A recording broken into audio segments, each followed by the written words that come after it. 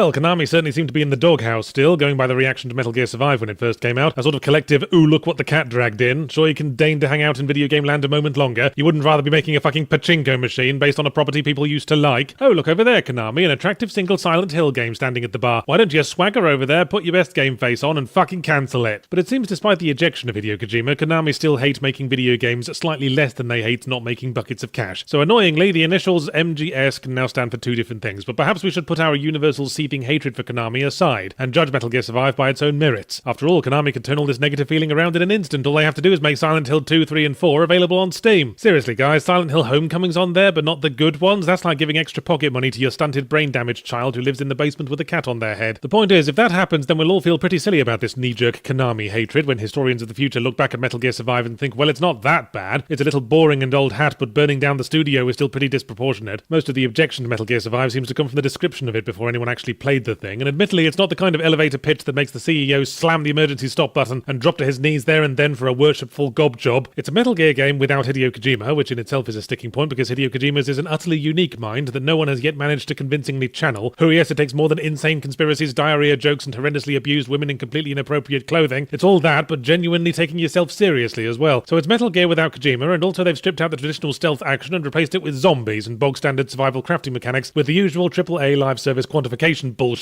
that means it can be a fucking micropayment safari. But hey, put those Molotovs down because we're only going to charge you $40 for the privilege of wasting your life with it. Talk about a fucking soft sell. The plot is you were one of Big Boss's pet gophers who hung around on his party boat at the time of MGS5 Ground Zeroes when it got blown up by bad guys jealous that they didn't get invited to the pizza party. But it turns out after Big Boss fucked off, a giant wormhole to another dimension opened in the sky and started sucking up the survivors. See, you fucked it up already, Metal Gear Survive. Hideo Kojima would have built things up for at least 45 minutes before he pulled out the transdimensional wormhole shit, with lots of stock footage of people walking down crowded streets having very serious thoughts about transdimensional wormholes. Our custom protagonist, although whatever appearance options you pick, there is no escaping from looking like a generic grizzled person number 84, because Big Boss's hiring practices discriminated heavily against the non-grizzle, must now mount an expedition into the other dimension in order to plunder its resources or something, because that's American foreign policy for you. But it soon becomes clear once you get there that the other Earth is a desolate and hostile place with not much to plunder unless you're short on zombies, and I think I speak for the entire entertainment industry when I say we really fucking aren't. God bless them, they do try to keep the spirit of Metal Gear alive. Most of the exposition happens in prolonged back and forth dialogues, there's still stealth gameplay, and the first major female NPC you run into wears a sexy nurse outfit for the whole game for no particular reason. But it's just not the same. The sexy nurse doesn't have an even remotely horrifically traumatic past. The dialogue scenes never take longer than a few minutes and don't always reiterate the same point over and over again. And as for the stealth, while you can sneak up on enemies and stealth kill them with a knife to the buns, they're fucking zombies. They're not going to call HQ for fire support. You can outrun them by maintaining a brisk walk. You can stealth kill them even if they're alert, which leads to this humiliating little barn dance as you try to get behind them again. So anyone expecting a Metal Gear game from such trifling evidence as the words metal and gear appearing in the title is probably going to be disappointed, because it feels like they scooped out about 1/5 of Metal Gear Solid 5 and tried to stretch it out into a full game, until its bones snapped and its tights had more ladders than a clearance sale at the fire department. So now that all the Metal Gear fans have pissed off to put on their best Otacon face and cry at the loss of their true love for the umpteenth time, let's consider Metal Gear Survive by its own merits. The core gameplay is the Subnautica model. Explore hostile environment, find stuff, craft upgrades with the stuff you find that expands your base and widens the area you can explore. Plot unfolds as you go. It's all about unfolding and expanding and widening like an American tourist taking their shirt off at the beach. The main difference between it and Subnautica, of course, is that in Subnautica there are lots of pretty things to look at, whereas Metal Gear Survive's sightseeing tour covers mostly blasted, deserted hellscapes, occasionally livened up with featureless grey screen because the entire world is shrouded in dust, except for in a few rigidly walled-off fresh-air ghettos where the last remnants of life on the planet live carefree lives of gambolling about lush meadows in the sun until you track them down and knife them all to death because you need the meat. Yes, the survive part of Metal Gear Survive really isn't fucking about. As well as watching your limited air supply in the dust storm, you metabolize like a fucking deep-sea oil spill and have to be constantly finding food, and animals don't respawn nearly as often as I'd like, the selfish, delicious little bastards. Besides survival and exploration, the other main mechanic is tower defense. Every now and again you have to defend a point from a fucking conga line of zombies by setting up barricades at choke points so you can stand just behind it and swat them off with a stick, like it's Black Friday at the Crystal Meth shop. And I have to admit, after one of these where I had to defend the point for a whole 15 minutes until I was down to holding them off with handfuls of gravel and tactical farts, I was pretty invigorated by my victory, if not by the thought of the subsequent prolonged shopping trip to the wilderness to recraft all my fucking ammo again. So if you can disregard the motives with which the game was made, i.e. all the kids in the AAA club are making loads of money with their shitty Skinner box live service games, let's stitch one of our own together from about 500 generic ideas that other games have done better, slap on the name of a franchise we haven't quite milked all the goodwill from yet, set up the micropayments and hook ourselves a couple of whales, then Metal Gear Survive reaches the dizzy heights of occasionally not boring. Nice work, Konami. Who needs Silent Hill when your business strategy can make me scared, miserable and occasionally covered in bloodstained filth?